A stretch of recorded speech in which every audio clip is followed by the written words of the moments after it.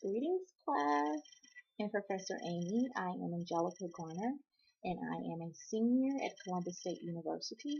My major is liberal arts, and thankfully, I will be graduating this fall. For my research project, I will be presenting to you via research paper the story of Oedipus Rex. And as some of you may know, and some of you may not know, Oedipus Rex is one of the greatest Greek tragedies.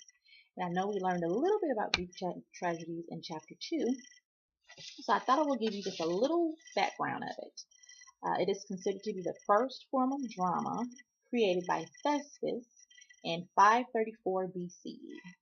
Tragedy comes from the term goat song, and it is said to have emerged from a hymn sung in honor of Dionysus, the Greek god of wine and fertility. Now, of course, Oedipus Rex is not the only Greek tragedy, but in my opinion, it is definitely the best. Written by Sophocles, a famous Athenian writer of tragedies, around 420 BCE. Now, let's get into the story. Now, it begins in the city of Thebes, and it's suffering. The women of the city is suffering from a plague that has caused them to all become barren. Now, Oedipus, who is the king of Thebes, decides that it is his duty to figure out what has gone on. Now, Oedipus takes on this challenge, and he wants to save the city from the plague. After retrieving information from an oracle, Oedipus recognized that the only way to save the city from the oracle is to find out who killed the previous king, Laius.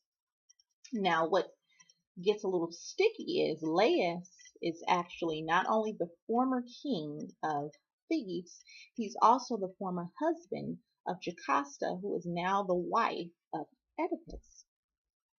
So after seeking answers from a blind prophet, Oedipus is given information that is beyond astonishing. In fact, he is the killer of Laius. Oedipus turns to his wife, Jocasta, for comfort, but Jocasta becomes distant.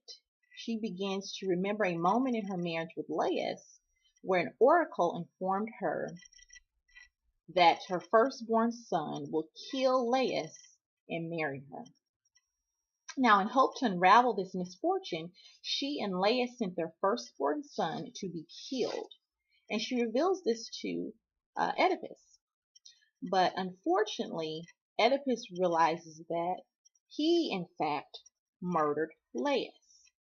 Unsuspectingly, Jocasta never knew that her firstborn was not killed.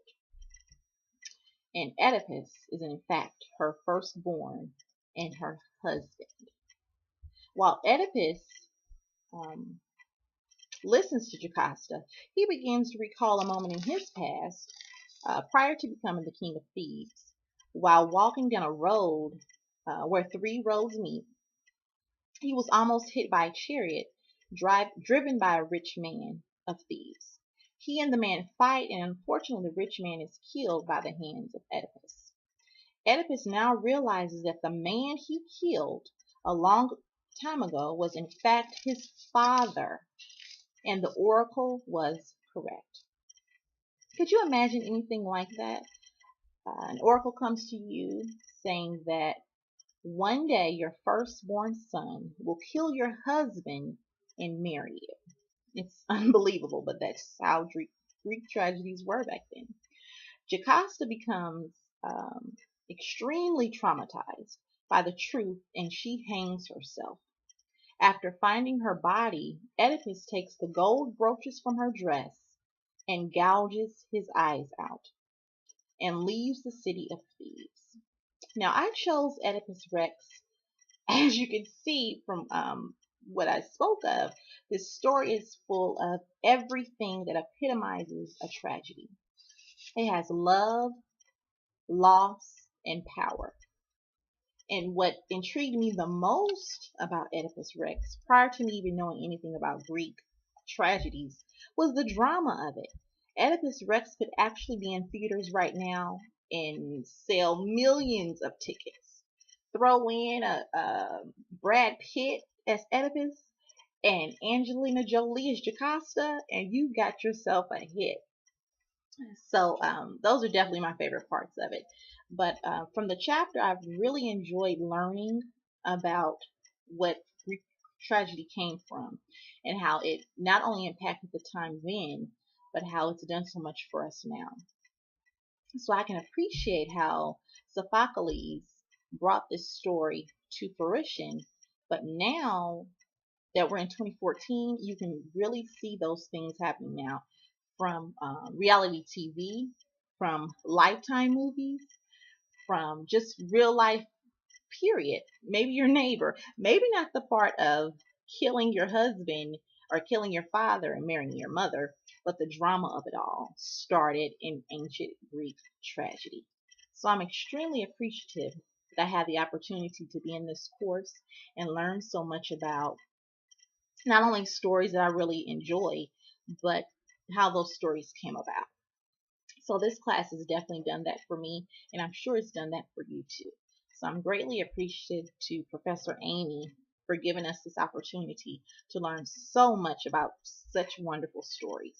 And I think I can go on after receiving my degree and really appreciate everything that we've got from this course, especially since Oedipus Rex, to be exact, is one of my favorite stories. I can actually read that again today and enjoy it just as much as I did the first time I read it.